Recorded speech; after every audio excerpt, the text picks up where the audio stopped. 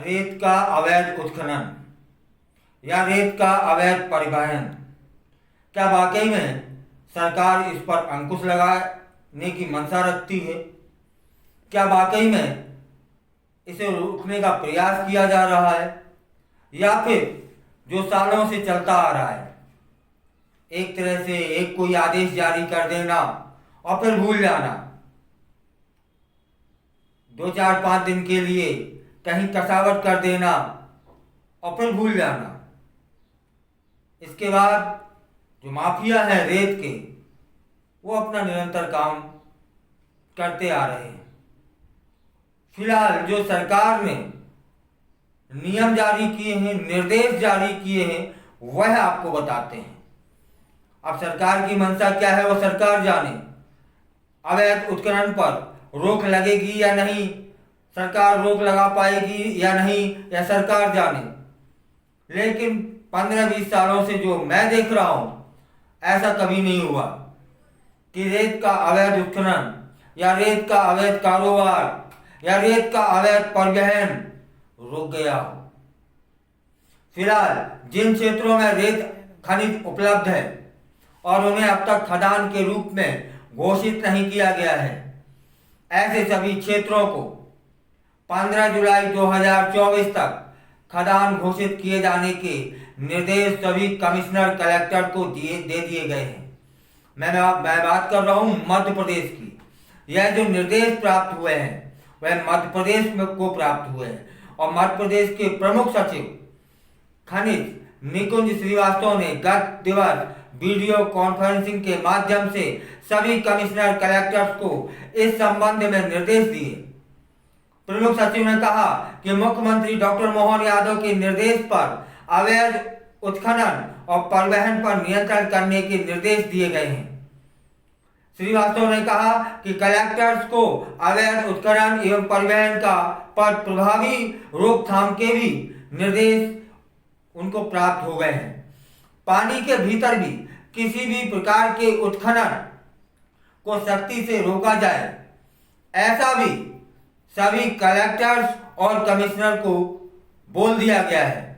साथ ही उपयुक्त स्थानों पर जांच चौकियों की स्थापना एवं मानसून के दौरान निर्माण कार्यों को जारी रखने के लिए जितने रेत भंडारण की आवश्यकता है उसे बनाए रखने के लिए भी कह दिया गया है।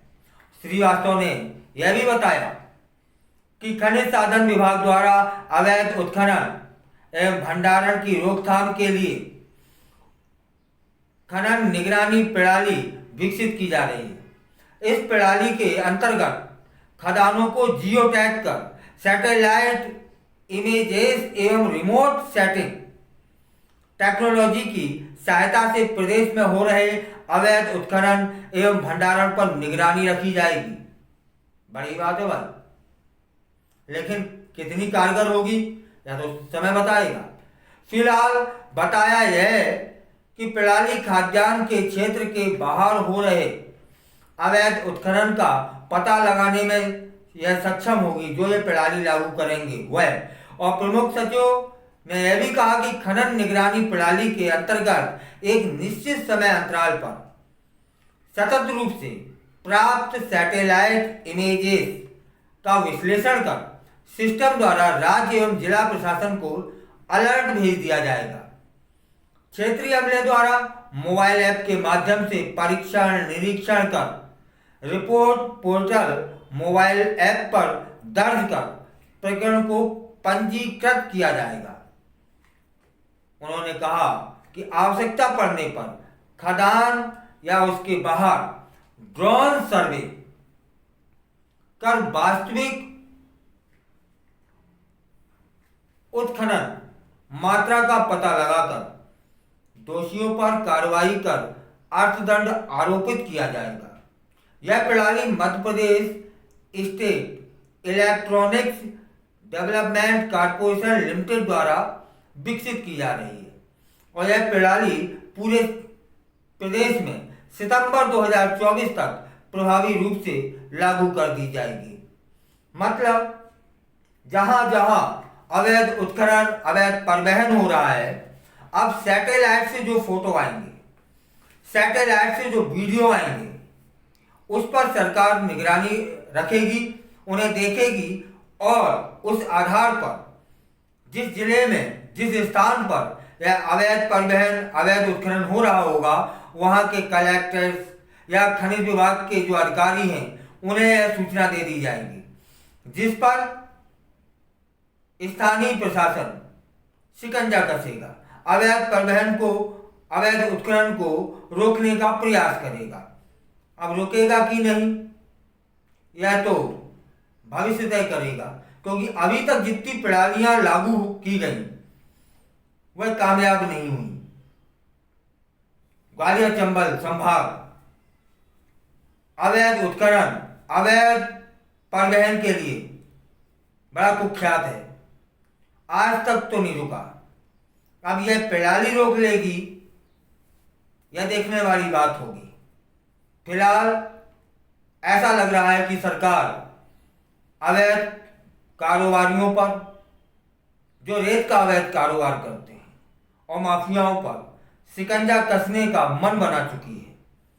यह मन बिल्कुल सही है या गलत, ये तो भविष्य तय करेगा। इसलिए कि यदि यह प्रणाली लागू हो गई और अवैध उत्खनन रुक गया, तब तो लगेगा यह आश्चर्य जैसा होगा। मुझे लगता है 8वां आश्चर्य होगा कि ग्वालियर चंबल संभाग से रेत का अवैध उत्खनन रोक दिया जाए।